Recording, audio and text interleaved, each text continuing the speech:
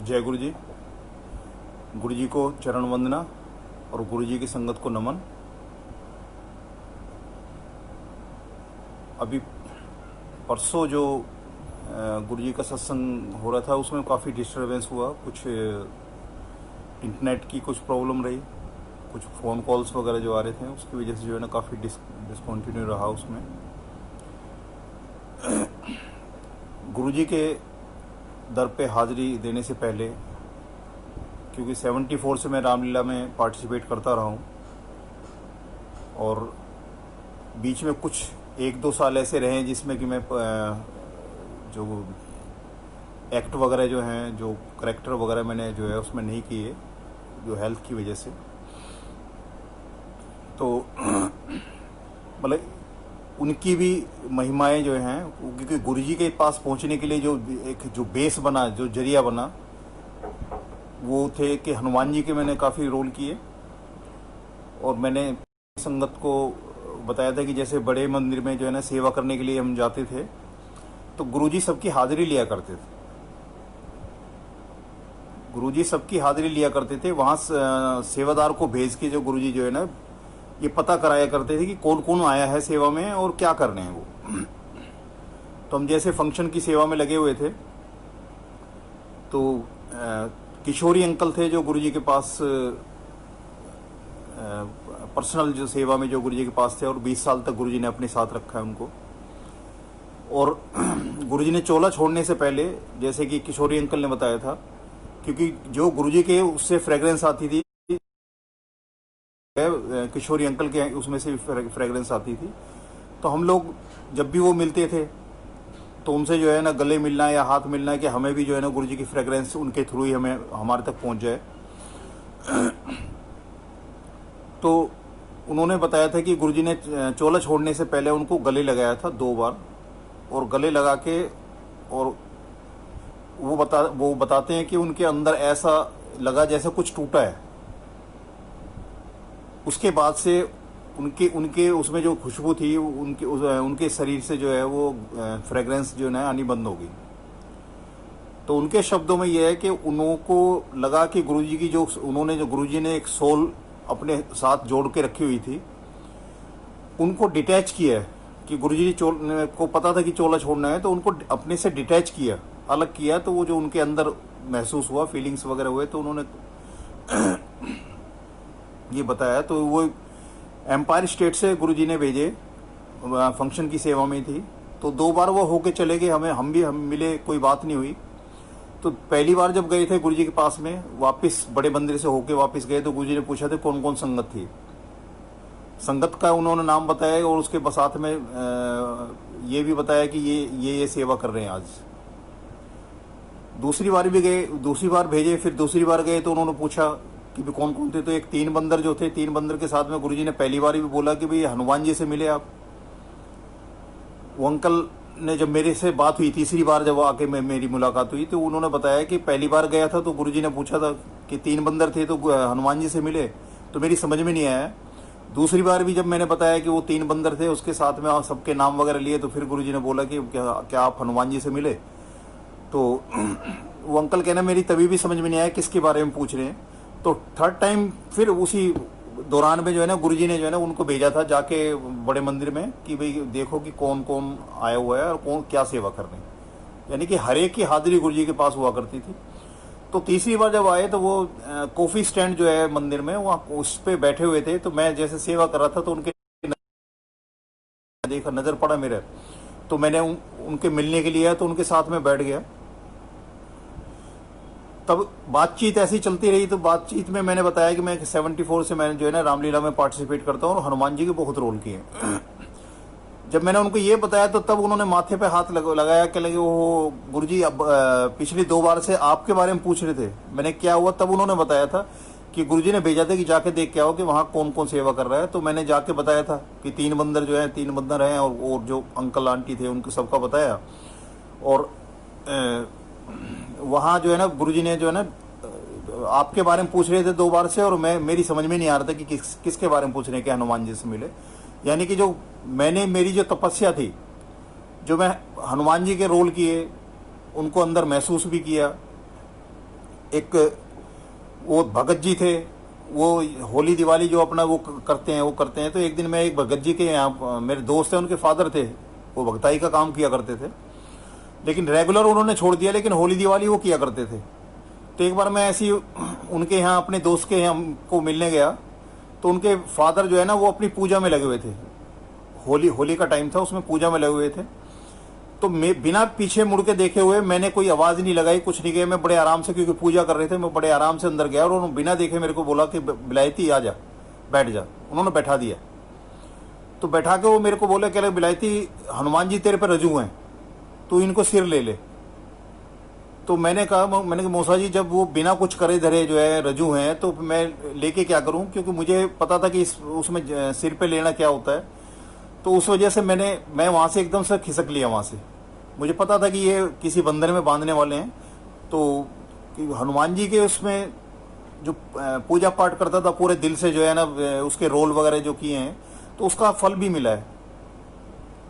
गुरुजी के यहाँ साक्षात गुरुजी की हजूरी में आने से पहले जो है ना, मेरे जो आदि देव थे जिनको मैं सबसे पहले मानता था, तो वो हनुमान जी थे, क्योंकि उनकी पूजा भी मैं करता था। उन्हीं के बारे में जो है ना सबसे पहले मैं ध्यान करता था। सुबह जो पूजा पाठ करना है तो सबसे पहले उनको ही मैं पूजता था, उसके बाद बाकी जो देवी देवता जो विद्यमान होते थे उनको मैं पूजा करता था।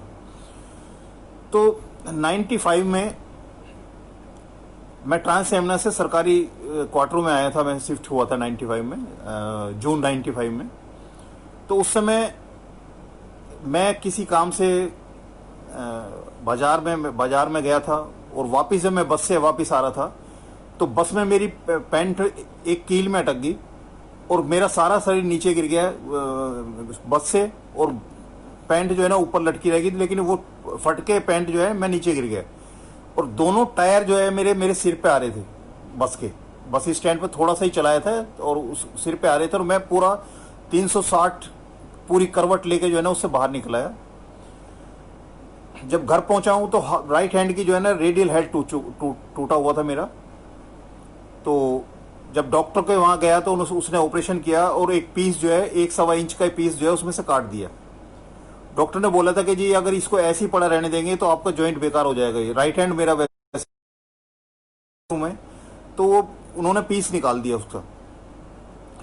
जब मेरा वो उसके बाद डॉक्टर ने एक हिदायत दी थी कि जी आपकी ये, क्योंकि रेडियल हेड जो होती है ये जो लिफ्ट करती है, जो लिफ्ट की स्ट्रेंथ है हाथ में, वो ये रेडियल हेड ही करती है, ये अटकती है, गुल्ली सी अटकती है, तब जाके जो है ना आपकी उसमें स्ट्रेंथ आती है। तो कह रहा है इस हाथ से आप वजन सीधा तो उठा सकते हो लटका के, लेकिन उसको लिफ्ट नहीं कर सकते, हाथ को मोड़ नहीं सकते उसके साथ में। तो उन्होंने मेरे को लगा कि भाई हाथ तो ये बेकार हो जाएगा। तो उस साल मैं रामलीला में पार्टिसिपेट नहीं कर पाया हाथ की वजह से। तो नेक्स्ट ईयर जो है, तो वो बच्चे जो हमारे उसमें रामलीला में थे, उन्होंने फोन वगैरह किया कि अंकल कब आ रहे हो। मैंने कहा भी मेरे साथ तो ये प्रॉब्लम है, तो मैं कैसे आऊंगा। तो वो आके मेरे को लेके चले गए। रामलीला के अंदर जब हनुमान जी का रोल था, और एक केवट और एक हनुमान के 2 रोल ऐसे थे कि जब तक मैं ना मने करूं तब तक वो जो है ना उसमें किसी और का नाम नहीं लिखा जाता था। मतलब वो रोल ऐसे कुछ थे, किए हुए थे उसमें। तो हनुमान जी के रोल में उस साल जब बात आई तो मेरे से बोलेंगे कि अंकल बताओ ये हनुमान जी का रोल का। मैंने कहा रोल तो मैं कर लूंगा, क्योंकि जिस काम को हम दिल से करते हैं उसमें हर हालत में आपकी कैसी परिस्थितियां हैं उसमें भी इंसान जो है ना, क्योंकि उसके दिल की जो मजबूती है वो काम आती है। तो मैंने कहा रोल तो मैं कर लूँ, लेकिन 2 प्रॉब्लम होगी मेरे साथ। कहने क्या अंकल। मैंने कहा एक तो जो है गदा घुमाने का जो है, मैं राइट हैंडर हूँ, राइट हैंड से गदा घूमती है। डॉक्टर ने ये बोला है कि आपकी ये जो गुल्ली निकल गई है, इसमें से रेडियल हेड निकल गया, रिमूव हो गया, तो अब आप इसकी जो स्ट्रेंथ है वो स्ट्रेंथ नहीं रहेगी इसकी। और दूसरा ये है कि लक्ष्मण शक्ति जब लगती है तो तब मेरा जो रोल हुआ करता था हनुमान जी का, उसमें लक्ष्मण शक्ति से उसको उठा के हाथ पे होल्ड करके, और मेन उसमें स्टेज पे आया करता था। और स्टेज के उसके बाद में जब रामचंद्र जी अपने डायलॉग वगैरह बोल लेते थे पूरे, और उसके बाद में उनके सामने जाके लिटाया करता था।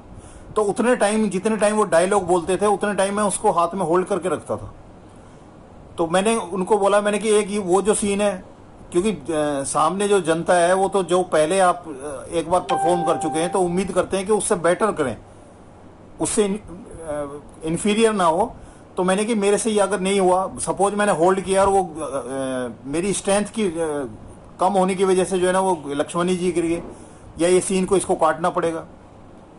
तो ये मैंने रोल किया, मेकअप कराया, उनका रूप भरा और मैं जो है ना स्टेज पे चला गया। हनुमान जी का नाम लिया क्योंकि उन्हीं को मैं मत्था टेकता था उस टाइम तक। उनका नाम लिया और नाम लेके मैंने जो है ना रोल शुरू कर दिया। पूरे उसमें पूरा गदा जिस तरह से पहले मूवमेंट हुआ करती थी हाथ की गदे के साथ में, वो पूरा घूमा, कोई हाथ में परेशानी नहीं हुई। उसके बाद जब लक्ष्मण शक्ति का सीन आया तो वो भी वैसे ही जैसे पहले प्रॉपर में किया करता था वैसे ही वो सीन हुआ। तो तब मैंने महसूस किया कि डॉक्टर के जो डॉक्टर की डॉक्टरी थी वो तो ये कह रहा था कि इस हाथ में स्ट्रेंथ नहीं, आप इसको होल्ड नहीं कर सकते, किसी चीज को लिफ्ट नहीं कर सकते इसको। जबकि मैंने लक्ष्मण जी जो लगभग मेरी वजन से 19-20 रहे होंगे और उनको होल्ड करके वैसे ही जैसे पहले सीन किया करता था वैसे सीन किया। तो ये हनुमान जी शिव के अंश, तो उनकी पूजा अर्चना जो भी की मैंने, व्रत भी किए, पूजा भी की, अर्चना की, सब कुछ जो किया, उसके फलस्वरूप ये हुआ कि गुरुजी ने यहाँ अपनी शरण में लगाया। और 14 साल का जो यू टर्न जो मैं कहता हूँ कि अकल लगाने से जो 14 साल का यू टर्न है वो फेज भी मैंने देखा है। लेकिन उसमें जब मैं दूसरे हफ्ते में मेरे को जो है ना पुरानी संगत करके ऊपर बैठाया गया तो तब मेरे को महसूस हुआ कि वो 14 साल भी गुरुजी ने अपने साथ मेरे जोड़ लिए हैं, तभी जाके वो पुरानी संगत में जो मेरे को एंट्री दे रहे हैं। और अंकल स्पेशली मेरे को हिला के बोल रहे हैं कि अंकल ऊपर जाइए, पुरानी संगत ऊपर जाए, तो वो तभी मेरे को लगा कि उसके साथ लिंक हुआ है। ये 95 की बात है, जबकि साक्षात में 2006 में जो है ना गुरुजी के यहाँ आया था। तो एक बार यहाँ से पहले इसमें डुगरी जाने के लिए जो है ना कभी भी जैसे मन करता था तो जो है ना संगत 3-4 गाड़ियां इकट्ठी हुई, 2 गाड़ी इकट्ठी हुई, 1 गाड़ी इकट्ठी हुई, तो हम जो है ना वहाँ मत्था टेकने निकल जाते थे। बापूजी से मिलना हो जाता था और वहाँ मत्था भी टेक लेते थे। और जहाँ गुरुजी वहाँ जिस उसमें कुएं में जो है नीचे बैठ के वो बताते थे कि गुरुजी तपस्या करते हैं, वहाँ भी गए, वहाँ भी काफी मोरों का वो होता था। तो एक बार जो है 4 बसें यहाँ से बड़े मंदिर से चलने का प्रोग्राम किया उस डुगरी के लिए। तो 4 बसें थी, सुबह था कि 4 बजे वहां इकट्ठे होंगे और बाकी अपने सारे जो जितने भी सबके व्हीकल्स हैं वो वहीं पार्क कर देंगे और वहां से बसों से जाएंगे और वापसी बस से आके चले जाएंगे। तो 4 बसों में से 3 बसें तो बिल्कुल नई थी, ब्रांड न्यू, जबकि बात हुई थी कि 4 बसें हमारे चारों बसें जो है ना नहीं आएंगी। लेकिन जब जिस दिन आई तो 4 बसें बिल्कुल नहीं थी और वो थी उसकी गेरू कलर की, ये केसरिया कलर जो कहते हैं, भगवा कलर जो है उस कलर की थी जो नई बसें थी, और एक वाइट बस थी। तो वाइट बस का उसका जो देखने में ऐसा लगता था कि सारे जितनी भी संगत थी वो जो है ना नई बसों में जाए, जिसको भी बोले पुरानी संगत वो उसमें घुसने की वो ना करे। तो सारी उसमें पैक होगी। लगभग कुछ संगत थी जो उसमें वाइट वाली बस में है, तो हम भी जो थे हम भी वाइट वाली बस में बैठे। तो यहाँ से निकले हैं क्योंकि पहले ही किसी के मन नहीं चल रही थी वो बस। यहाँ से जैसे हम निकले तो जीके से कुछ संगत उठाई, वहां से थोड़ा सा आगे आश्रम से आगे जैसे ही रिंग रोड पे जैसे आए हैं तो वो बस खराब हो गई, वाइट वाली बस जो है खराब हो गई। अब उस ड्राइवर से पूछा जी क्या हुआ, उसकी समझ में नहीं आया, सब कुछ चेक किया, उसको समझ में नहीं आया कि क्या हुआ है। उसने फिर उसको फोन किया, मालिक को फोन किया उसको, तो उसने बताया जी वो मेरी जो चौथी बस थी वो गई, लोकेशन क्या है और थोड़ा टाइम लग जाएगा, 1-1.5 घंटा 2 घंटे लग जाएंगे, आपको वेट करनी पड़ेगी। सब कहने लगे कोई चीज नहीं, वेट तो कर लेंगे, लेकिन अगर ये बस चल भी गई तो रास्ते में कहीं रुक जाएगी तो बड़ा मुश्किल हो जाएगा इस चीज का। तो उस बस को छोड़ने का ही था, तो वहां 2 घंटे 2.5 घंटे हमने लगाए और उनकी वो बस जो है जहां से चक्कर मार के आई थी वो आई बस। फिर सारी सवारियां एडजस्ट हुई और फिर हम डुगरी के लिए निकल गए।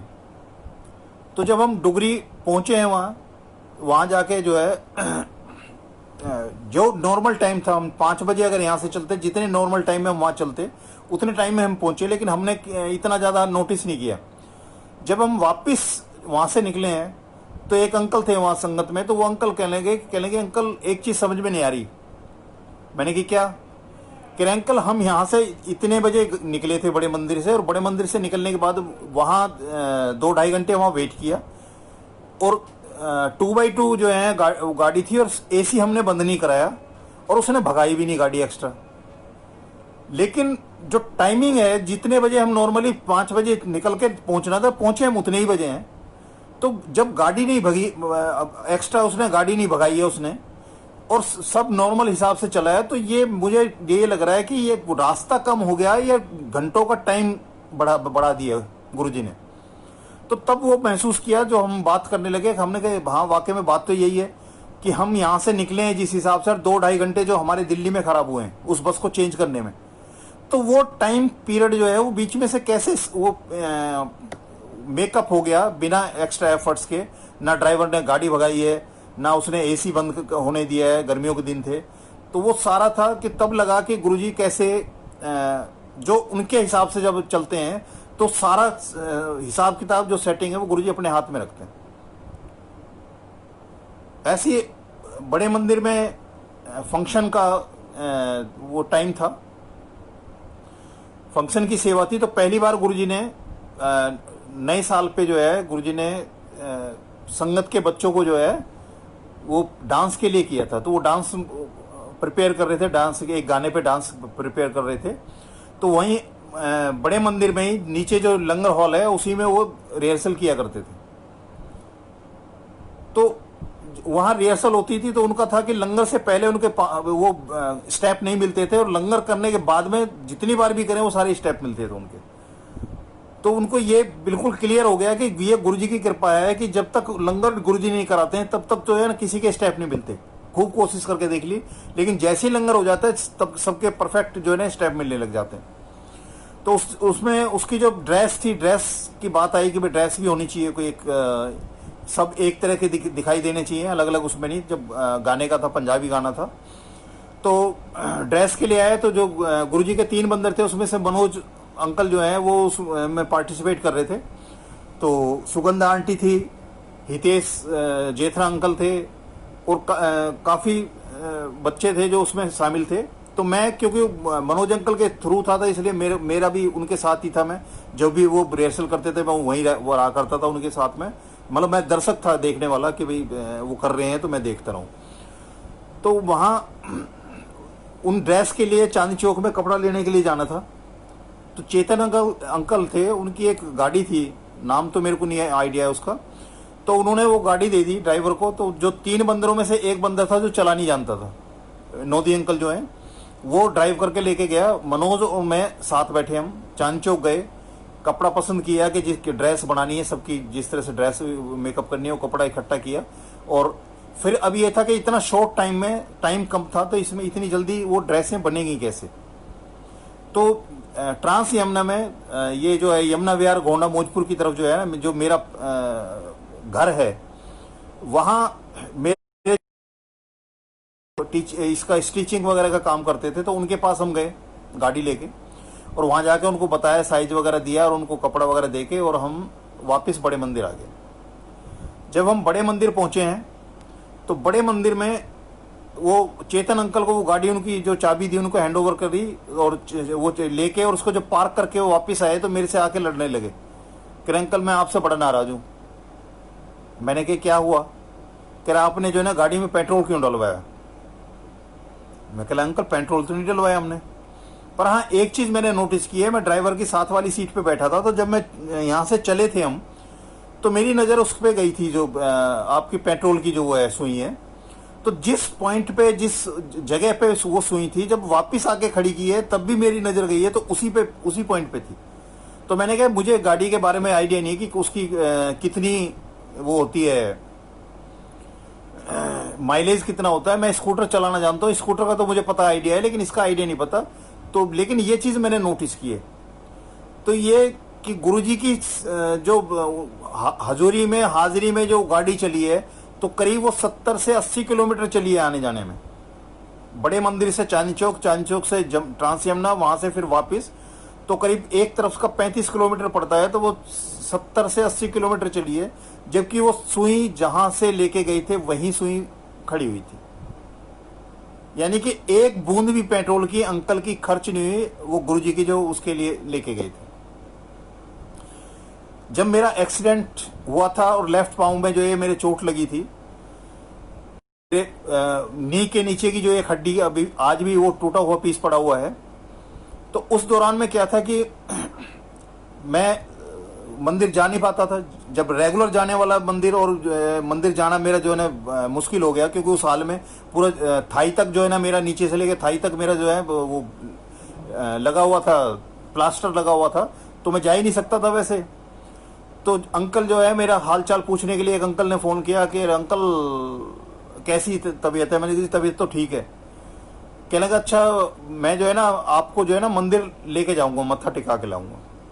तो मैं उस दिन जो है और आंटी को बताया मैंने कि ऐसे ऐसे वो अंकल हैं, वो लेने आ रहे हैं मेरे को, और मैंने मंदिर जाना, बड़े मंदिर जाना। वो टाइम हो गया, शाम हो गई, रात हो गई, लेकिन वो अंकल आए नहीं, ना उनका कोई फ़ोन आया। मैंने भी उनको फ़ोन नहीं किया। मैंने कि वायदा उन्होंने किया है कि मुझे लेके जाएंगे, तो मैं उनको क्या फ़ोन करूं जब वो उनको होगा, हो सकता है लेट जा रहे हो, जल्दी जा रहे हो, क्या पता।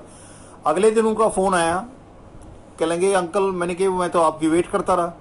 कह रहे अंकल आपको लेने का क्या था कि मेरे भी जो है जाने के लाले पड़ गए, मैं ही नहीं जा पाया। बात होगी, एक हफ्ता डेढ़ हफ्ता बीता था, फिर एक अंकल का हाल चाल पूछने के लिए आया फ़ोन। फिर उन्होंने भी एक कमिटमेंट कर लिया कि भाई अंकल मैं लेके आऊँ, गाड़ी लेके आऊँगा और आपको बैठा के जो है ना मंदिर मत्था टिका के ले आऊँगा। उस बार भी मैं बड़े हौसले से, क्योंकि जब हम डेली वहाँ जाते थे, गुरुजी के यहाँ जाते थे, एक दिन भी बीच में मिस नहीं होता था। तो इतने दिन जो घर में बैठा दिया गुरुजी ने, तो वो बड़ा बहुत लगता था अंदर से कि कैसे ये ठीक हो और मैं निकलूँ, घर से निकलूँ। तो जैसे ही उनका मैसेज हुआ, फिर उस दिन भी 3-4 बजे मैं तैयार होकर एकदम बैठ गया कि वे अंकल आएंगे और उनको वेट नहीं करनी पड़े और मैं उनके साथ निकल जाऊं। उस दिन वो अंकल भी नहीं आ पाए। अगले दिन उनसे फोन पे बात हुई, उन्होंने भी यही चक्कर में फंस गया कि मेरे याद ही नहीं रहा कि आपको मेरे को लेके जाना है। तीसरी बार उसी वीक के उस एंड में जो है ना, एक अंकल का फिर मेरे को हालचाल पूछने के लिए फोन आया। तो अंकल वो कहने लगे अंकल जो है अच्छा कल जो है ना आप तैयार रहना और मैं आपको लेके जो है ना मंदिर जाऊंगा। तो मैंने उनको मना कर दिया। मैंने कहा अंकल पहले 2 बार हो चुका है और ये हो सकता है कि हम अपनी तरफ से, हमारी इच्छा है कि हम डेली जाएं, लेकिन हमारे लिए कोई ऐसी चीज़ बीच में रख छोड़ी है गुरुजी ने, जिससे कि वो हमें वहाँ मंदिर के आने जाने में कहीं ना कहीं कोई दिक्कत है हमारे लिए, और हम मानने वाले नहीं हैं। तो गुरुजी कुछ ऐसा भी करके जो है ना बैठा देते हैं, जो मैंने अपनी लाइफ में महसूस किया है गुरुजी के यहाँ हाजिरी देने के बाद में, कि जब हम अपनी जिद के हिसाब से हम कुछ ऐसा काम करने की कोशिश करते हैं, गुरुजी नहीं चाहते, और हम अपने मन की उसको एक मन में ठान लिया और उसको करने लगते हैं, तो गुरुजी कुछ ऐसा भी करके उसको बैठा देते हैं। तो मैंने तीसरी बार अंकल को मैंने मना कर दिया।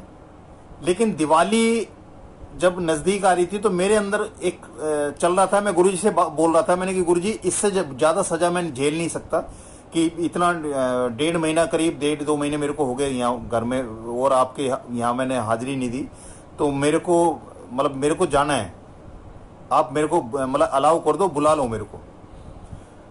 तो दिवाली पे ऐसा कोई था नहीं, मैं तो 2 व्हीलर था, 2 व्हीलर उसमें चलने की कोई ऐसी बात ही नहीं थी कि उसमें 2 व्हीलर में चला के। लेकिन उस बार क्या हुआ कि दिवाली पे हम जो है ना, दिवाली या होली पे मदर के पास जाते हैं सारे, जो भी दिल्ली में अवेलेबल होते हैं भाई या उनकी फैमिली वगैरह, वो सब उनके यहाँ जाते हैं त्योहार मनाने। मैंने कभी सरकारी उसमें ना कोई भी हवन कराया, ना कभी कथा कराई, ना कभी वो कराया, सिर्फ क्योंकि घर वो था, वो सरकारी क्वार्टर था, उसमें हम कभी ये मान के नहीं चले कि हमारा घर हो सकता है। हम घर उसी को मानते थे जहाँ मदर फादर रहते थे। तो मैं उस साल में जा नहीं पाया जमुना पार में। तो मेरे छोटे भाई हैं, उनकी वाइफ जो है वो कहने लगे कि भाई साहब तो इस बार आएंगे नहीं, और भाई साहब नहीं आएंगे तो भाभी भी नहीं आएंगी, बच्चे भी नहीं आएंगे। तो हम एक काम करते हैं कि पहले उनके यहीं जाके जो है ना दिवाली पूज लेते हैं, और फिर घर आके जो है ना फिर अम्मा के साथ जो है ना फिर सब इकट्ठे यहाँ दिवाली पूज लेंगे। भाई एग्री हो गया। उसने अपने साले को लिया, गाड़ी ली उसने, एल्टो थी उसके पास 800 वाली गाड़ी लेके, वो 5 लोग आए, उसका साला, मेरा भाई, उसकी वाइफ और 2 बच्चे उनके, 2 लड़के थे उनके, वो 5 आ गए यहाँ। जैसे ही वो आए तो मैंने बिना भाई से पूछे मैंने एकदम कहा भाई, मैंने कहा भी जो पूजना पाजना तो पूज लो, और मैंने तो जो है ना बड़े मंदिर जाना है गुरु जी के यहाँ। क्योंकि दिवाली पे वहाँ बड़ा अच्छा सजावट और बड़ा वो होता है, बड़ा मन लगता है। और जब से 2006 से जो है ये करवा चौथ और ये दिवाली वगैरह जो भी है सब वहीं जाते हैं, वहाँ जाएंगे तो बनती है। घर में जो पहले जो पूजन होता था उस पूजन का वो लगता ही नहीं है, ऐसा लगता है कि जब तक उनके हजूरी में नहीं पहुंचेंगे तब तक जो है ना वो त्योहार ही नहीं मना, बड़ा अधूरापन सा लगता है। तो मैंने बोल दिया, मैंने कि फटाफट जो करना है कर लो, लेकिन मैंने मंदिर जाना है। तो उन्होंने क्या, जैसे वो चीज तैयार थी, वो दीपक वगैरह जलाए, एक दो आरतियां वगैरह बोली जैसे पहले चलता था, और फटाफट मैंने कपड़े डाले। तो मेरे साथ में मेरी आंटी, मैं, मेरी बिटिया और मेरा बेटा, हम 4 लोग जो है ना तैयार हो गए वहां से। अब आंटी ने देखा कि मैं तैयार हो गया हूँ, मेरे साथ में 2 बच्चे तैयार हो गए, तो आंटी कहने कि मैं रह जाती हूँ और आप लोग चले जाओ। तो इस गाड़ी में कहाँ आएंगे इतने, तो 5 लोग तो पहले ही आए हुए हैं, तो इतने इतने लोग कहाँ आएंगे छोटी सी गाड़ी में। तो मैंने उनको बोला, मैंने कि ऐसा है कि जो इतने तैयार हो गए सारे नीचे उतर के जाएंगे, और आप जो है वहां जाके, और नीचे जो अंदर चला जाएगा वो चला जाएगा, जिसको गुरुजी ने बुलाना है वो उसमें चला जाएगा बैठ के। हम नीचे गए, ड्राइवर सिंगल था, उसके साथ वाली सीट पे मैं था, 7 लोग पीछे आए। और मेरे दोनों बच्चे जो है ना वो इतने छोटे नहीं थे, कॉलेज गोइंग थे दोनों बच्चे। उनका भी एक लड़का था वो 6ठी 7वीं में था, और छोटा लड़का 5वीं में था, इतना इतना डिस्टेंस था। हम जो हैं उस एल्टो मारुति 800 में जो है गुरुजी ने अपने यहाँ बुला लिए। जब वहां पहुंचे हैं तो वहां उनका ये था कि जैसे और मंदिरों में होता है, अपना घूमे, मत्था टेका और निकल लो। क्योंकि उसका साला साथ में आया था, तो उनके यहाँ से फोन आ रहे थे, मेरे भाई के जो फादर इन लॉ थे उनका फोन बार बार आ रहा था कि भाई कितने बजे तक घर आ रहे हो, जिससे कि हम दिवाली पूज लें। मैंने उनको फोन भी कर दिया, मैंने कहा मौसा जी ये जो है ना यहाँ मंदिर में आया हुआ है, और यहाँ ये 9 बजे गुरुजी की आरती होगी, उसके बाद जो है ना यहाँ से ये निकलेंगे। तो मेरे से उन्होंने बोल दिया कि जी ठीक है, कोई बात नहीं है, वहाँ पूज रही है दिवाली, यहाँ पूज रही है, कोई बात नहीं है, तो हम कर लेते हैं। लेकिन कहीं ना कहीं मेरी जो भाई की वाइफ है उसके दिमाग में चल रहा था कि भाई मैं पापा जो है ना गुस्सा होंगे कि इसको भी ले आए हम, तो हमारी दिवाली तो जैसे पूजनी थी उसकी उनकी भी दिवाली गड़बड़ होगी कि एक बच्चा उनका बाहर है। तो वो मेरे से कहने लगे जी भाई साहब हम ऐसा है कि वो पापा इंतजार कर रहे हैं, तो हम जो है ना हम निकलते हैं। तो मैं उनको बोला, मैंने कि 9 बजे आरती होनी है, तो 9 बजे आरती लेके, गुरुजी की आरती लेके उसके बाद चले जाना है। कह रहे नहीं वो पापा बार बार फोन कर रहे हैं, और तो ये तो हम निकल लेते हैं। जब उन्होंने ज्यादा वो किया तो मैंने कहा भाई ठीक है, अगर आप नहीं मानते तो अंदर जाके जो है ना आप मत्था टेको, गुरुजी से आगे लो और चले जाओ। जब वो जाने के लिए लगे, फाइनली जाने के लिए, आगे लेने के लिए जाने लगे बड़े हॉल में, तो देखा कि उनका छोटा बेटा जो है, भाई का छोटा बेटा जो है ना वो नहीं है उनके साथ में। अब वो आसपास देखा, कहीं भी नहीं था। अब ये था कि वो बेटा मिले तो वो गुरुजी को और आगे लेके तब जाए। अब सारे मंदिर के, लेकिन वो बेटा जो है ना हाथ ना है। फाइनली वो मिला, वो जो 9 बजे का टाइम हो गया, उनका जल्दी करते करते करते घूम उसको ढूंढते ढूंढते वो 9 ही बज गए करीब। तो 9 बजे उसने वो मिला जैसे ही, तो वो अंदर गए मत्था टेकने, और जैसे ही वो मत्था टेक के उठे वैसे ही जो ना आरती की वो शुरू होगी। तो पहले जो है ना गुरुजी की आरती के लिए वो पर्चियां डला करती थी संगत की कि भाई जिसका कौन कौन होगा संगत, क्योंकि सारी संगत तो एक साथ ही थी, इतना उसमें आरती कर नहीं सकती। तो वो ये चलता था कि भाई हाँ गुरुजी की आरती के लिए वो कुछ संगत की पर्चियां डाल देते थे कि उनमें से जिन जिन की पर्चियां निकल जाएगी उनको जो है ना आरती गुरुजी की करने का मौका मिलेगा। तो उसमें मेरा भाई और उनकी वाइफ या बच्चे वो तो कोई उसमें शामिल थे नहीं, ना उनकी पर्ची डली ना कुछ। लेकिन जैसे ही उन्होंने आगे लेके जैसे मत्था वो गुरुजी को मत्था टेका आगे लेने के लिए, और जैसे ही खड़े हुए आरती शुरू हो गई, और पीछे से सारी जो संगत इकट्ठी हो गई, और वो बाहर ना निकल के वहीं आरती वालों के साथ में खड़े हो गए। और वो आरती की थाली जो है वो आंटी जो मेरी भाई की वाइफ हैं उनके हाथ में आ गई। तो वॉक करने के बाद में फिर वो घर निकल गए। तो उन्होंने नीचे उतर के मेरे को बताया था कि भाई साहब मेरा काफी दिनों से मन था कि मैं जो है ना गुरुजी के यहाँ जाऊं, और ये मैं जब अपने इनसे तुम्हारे भाई साहब से बात करती थी तो ये कहते थे कि भाई मेरे को तो कोई है नहीं मंदिर वंदिर का, भाई तेरी मर्जी है तो जा भाई साहब के साथ चली जा। पर मेरी एक विश थी कि जब भी मैं गुरुजी आपके यहाँ आऊँ तो मेरे हस्बैंड जो है ना मेरे साथ हो। तो दिवाली का ऐसा मौका बनाया उन्होंने कि उसके हस्बैंड भी साथ थे। उन्होंने काफ़ी कोशिश की वहाँ से निकलने के लिए, लेकिन वो 9 बजे जो मेरे वो था कि आरती, गुरुजी की आरती लेके वो निकले। गुरुजी की आरती हुई, गुरुजी की आरती की थाली जो है ना उनके हाथ में आई, तो वो जो एक उनकी दिली एक ख्वाहिश थी वो सारी जो है उसमें पूरी हो गई। हमारे मुंह से जो भी शब्द निकलते हैं वो भी प्रूव हो जाते हैं, इसलिए वो कहते हैं कि सोच में भी कई चीज है कि हमारे सोचते ही वो चीज पूरी हो जाएगी, तो गुरुजी तो पूरी कर देंगे हमारी सोच में। एक बार सैटरडे का 4 दिन में जो है ना बड़े मंदिर में सेवा के लिए जाता था। एक मेरे छोटा भाई है बेंगलोर में, उसके इन लॉज में उसके चचे ससुर के यहाँ उसकी बेटी की शादी थी, तो वो वहाँ से हस्बैंड वाइफ आ नहीं रहे थे उस शादी को अटेंड करने। तो बीइंग एल्डेस्ट वन जो है ना मेरा था कि मैंने जाना है। तो फरीदाबाद में वो शादी का अरेंजमेंट हुआ था। तो पहले बात थी कि कार लेकर आएगा, छोटा भाई जो है वो कार लेकर आएगा, वहां से मदर आएगी, उनकी वाइफ आएगी, वो मैं और हम 4-5 लोग जो है ना कार में उसमें जाएंगे। तो मैंने जो है ना संगत को वहाँ जो सेवा में थे, मैंने उनको बोला कि सैटरडे को मैं नहीं आऊँगा।